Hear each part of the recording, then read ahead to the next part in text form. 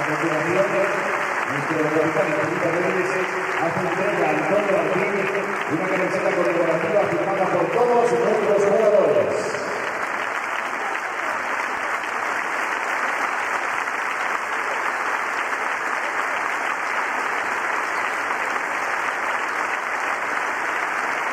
Y en estos momentos, a continuación, Rafael Villada entrega a Antonio Martín una imagen conmemorativa del título del Real Madrid, Fernando Martín.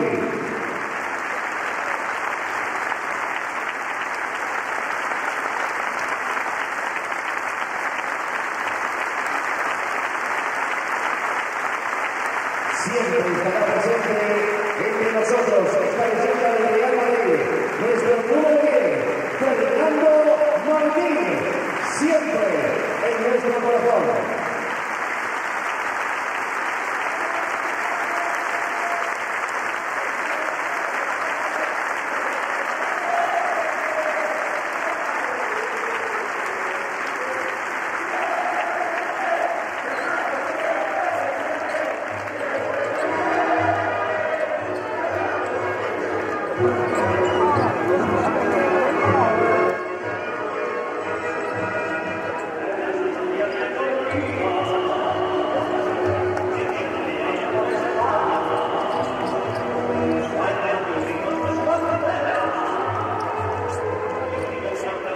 Pensaba, hostia, tiene que ser un día más triste del mundo para Antonio y su familia, sus padres. Yo me sentí muy triste por ellos. Y por eso quería, cuando fue al interno, quería hablar con ellos para dar mis sentimientos sobre esto, porque yo creo que desde hasta ahora es difícil todavía para ellos y la familia. Fernando está conmigo cada día, cada día, porque está con todo el mundo aquí. La gente no ha olvidado a Fernando. Buenas noches. ¿Dónde estabas cuando murió Fernando Martín? De alguna forma, todos los que vivimos aquel accidente recordábamos qué hacíamos en ese momento. Ahora, pasado el tiempo, otros erais muy pequeños o quizá ni siquiera habíais nacido. Esta noche, para todos, un programa muy especial de Conexión Vintage. 25 años sin Fernando Martín.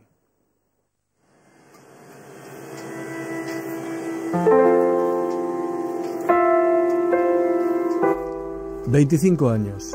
Apenas un suspiro en el universo de los mitos. Ahí buscaremos a Fernando. Con los mejores expertos, nuestra nave recorre ya el túnel del tiempo. En este nuevo viaje de hoy vamos a hacer un recorrido a lo largo de 3 segmentos. El primero con Marcos López y Lalo Alzueta. Hicieron un magnífico trabajo conmemorativo de los 20 años de su muerte. Este documental será nuestra primera parada.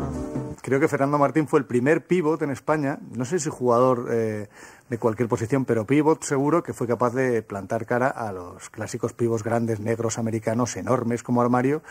Y él, en una época en la que no se hacían muchas pesas, pues era un jugador que tenía una fortaleza natural impresionante. O sea, tenía unas espaldas enormes, tuvo muchos problemas de crecimiento en la espalda, pero es que es un jugador que de joven podía haber sido campeón de... Bueno, fue campeón de Castilla, creo, de natación. Jugó al balonmano, era una máquina física tremenda. Y luego era buen jugador, competidor, entonces lo veías que no se adrentaba. O sea, aquí en España en aquella época había pivots muy buenos, no sé, Norris, Claude Riley, gente que con él, vamos, no podían. Es un jugador que nunca se conformó con lo que tenía, era un competidor nato y entendió muy bien lo que tenía que hacer para seguir progresando en su oficio y para ser el mejor en su oficio.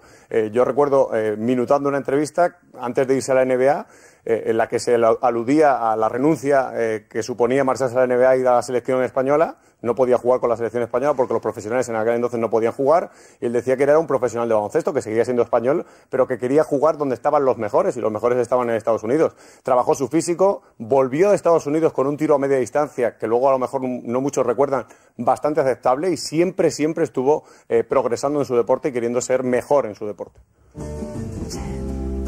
Y con ellos, José Joaquín Brotons, periodista que conoció bien al jugador y a la persona que llevaba dentro. Será la parte central de nuestro viaje.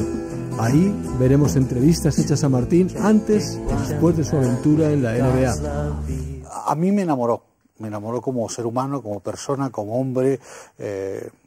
Yo viví una época muy buena con él, ¿no? Y es que existía Gianni, por primera vez el hijo que había tenido con Petra, con la modelo alemana, y yo le convencí para que se comprara un piso en Las Rozas, y nos pasábamos muchas tardes fumando, porque yo también fumaba en aquella época, fumando y escuchando a Serrat. Y siempre decía una frase que a mí me ofendía al principio, pero ahora con el paso del tiempo me halaga, ¿no?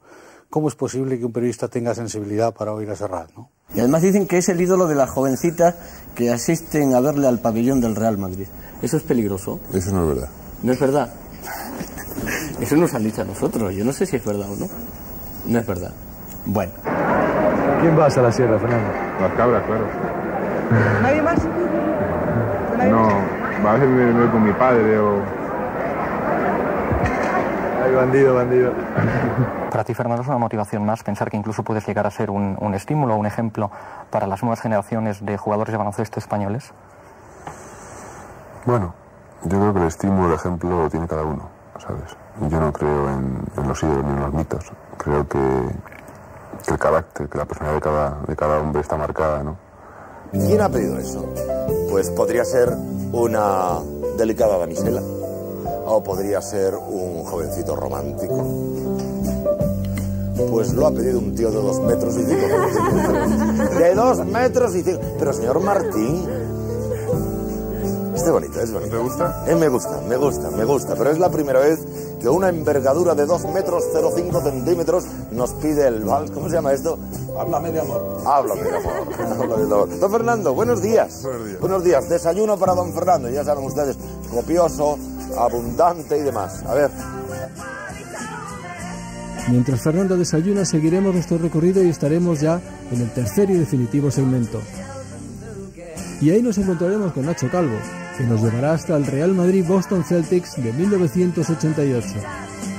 Quiero demostrarme a mí mismo que yo puedo jugar contra estos jugadores de la NBA. Vamos a ver, Fernando, ¿qué te ha dejado todo ese tiempo fuera? ¿Qué te ha dejado por dentro? ¿Eres distinto ahora de cuando te fuiste? Un poco. Yo creo que sí. Te cambia, ¿no? El vivir mucho tiempo solo, de estar allí luchando, en un medio adverso, con un montón de problema. Pues te hace pensar muchas cosas. Empate a 6 en el marcador, minuto 15, 52 segundos y momentáneamente damos paso a nuestros estudios en Torre España, Domingo Deporte. Sentimos tener que interrumpir este encuentro balonmano para ofrecerles una tristísima noticia. El jugador de baloncesto del Real Madrid, Fernando Martín, ha fallecido esta tarde en accidente de tráfico ocurrido en la carretera M30 de Madrid, según confirmaron a la agencia EFE fuentes del Hospital Ramón y Cajal, donde fue trasladado por los bomberos. Las mismas fuentes del Servicio de Administración del hospital han indicado que Fernando Martín había sido trasladado poco después de su ingreso al depósito de cadáveres. Este accidente ocurrió entre las 3 y 25 de la tarde, aproximadamente sobre las 3 y 25 de la tarde, en la carretera de circunvalación M30 de Madrid, entre el puente de María Molina y la avenida Ramón y Cajal. Aunque nadie lo creíamos creer, la verdad es que la noticia se ha confirmado. Fernando Martín fallecía esta tarde en un accidente que tenía lugar a las 3 y 20 de la tarde aproximadamente en la M30 dirección sur, en el punto kilométrico 3400. Y entonces empiezan a llegar las primeras noticias. Vaya follón ahí en la M30, ha habido un accidente, lo típico que te van contando. Empiezan a llegar jugadores y se van diciendo noticias de posiblemente sea un jugador de baloncesto del Real Madrid. En ese momento lo dieron como un avance informativo la noticia de su accidente y del fallecimiento de Fernando. Pues me quedé en estado de shock, ¿no? O sea, son cosas que no sabes muy bien cómo reaccionar, tan inesperadas. Lo que sí me acuerdo es que tuve que jugar. Tuve que jugar a las 4 horas y estaba ya con un cuerpo ya... Vamos, mi cabeza estaba en Madrid. Empiezan a llegar jugadores, era como un poco ruleta rusa, a ver quién faltaba. Antonio llega, se va contando la historia con las aportaciones nuevas que nos iban diciendo la gente de la prensa que estaba a la puerta del vestuario, que se iba llegando sobre todo en la radio. Y en esto faltaban dos jugadores. Uno era Quique Villalobos, que me acuerdo que entonces tenía un BMW verde, y Fernando con el Lancia color rojo granate.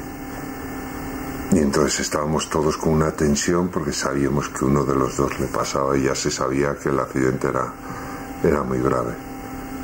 Y en eso entra Quique Villalobos, además entra abriendo la puerta, lo típico que llegaba tarde. ¿Qué ha pasado? ¿Qué ha pasado? Vaya pollo que se ha montado. Y entonces según le vemos ya nos quedamos, nos pusimos a llorar. Pues lógico, se suspende la jornada y se suspende el partido y ahí nos quedamos todos, pero con un golpe muy duro. Fue imposible contener las lágrimas y bueno, pues fue una sensación, realmente era la primera vez que, digamos, que perdí a alguien tan cercano en una edad en la que el guión de la vida no dice que tengas que desaparecer. 3 de diciembre de 1989. El baloncesto español y por ende todo el deporte de nuestro país entraba en estado de shock por la repentina pérdida de Fernando Martín Espina. Un jugador de baloncesto adelantado a su tiempo, un pionero que fue capaz de enseñarnos un camino que años más tarde otros iban a recorrer. Un mito hecho a sí mismo, el primer jugador mediático de baloncesto de nuestro país. La magia y la épica del deporte es capaz de generar leyendas que perduran en el tiempo, el recuerdo y por supuesto la memoria de los que lo vivieron. Esta es la historia de una leyenda, de un jugador español que se fabricó la suya. Esta es la historia de Fernando Martín.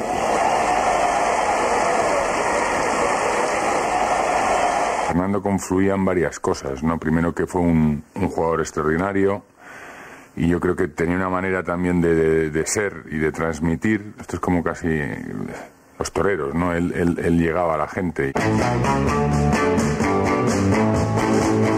La historia del mito arranca en Madrid el 25 de marzo de 1962. En la radio suena Twist and Shout de los Beatles y en la capital de España viene al mundo Fernando Martín Espina, hijo de Ricardo y Carmen, tercero de una familia de 4 hermanos en la que el menor, Antonio, llegaría a jugar con él en el Real Madrid.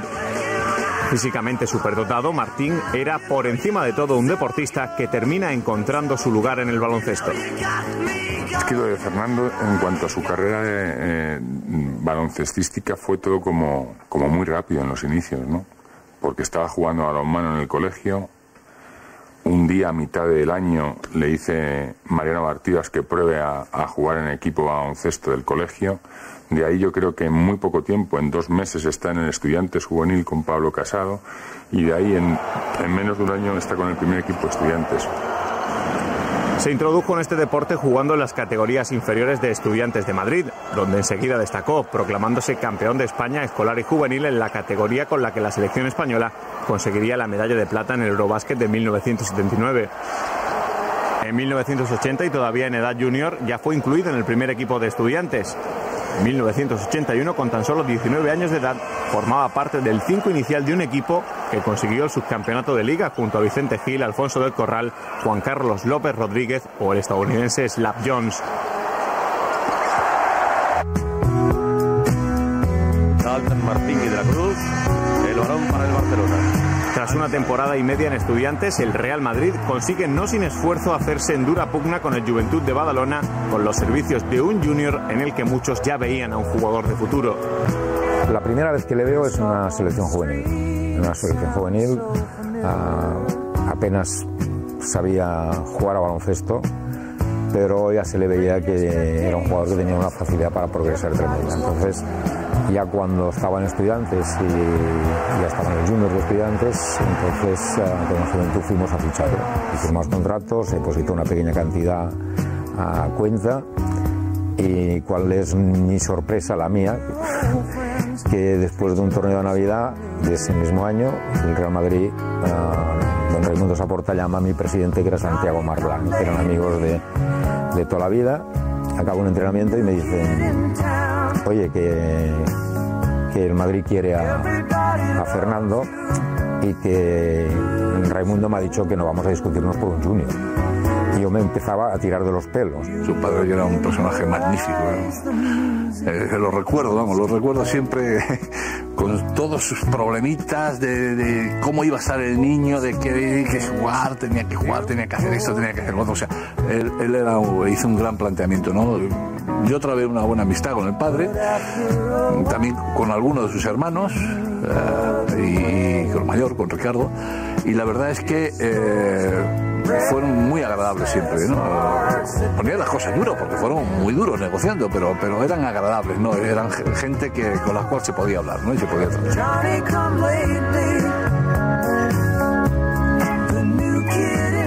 En el vestuario del Real Madrid el impacto de Martín se deja notar desde el primer día. Fernando no llegaba para ser uno más.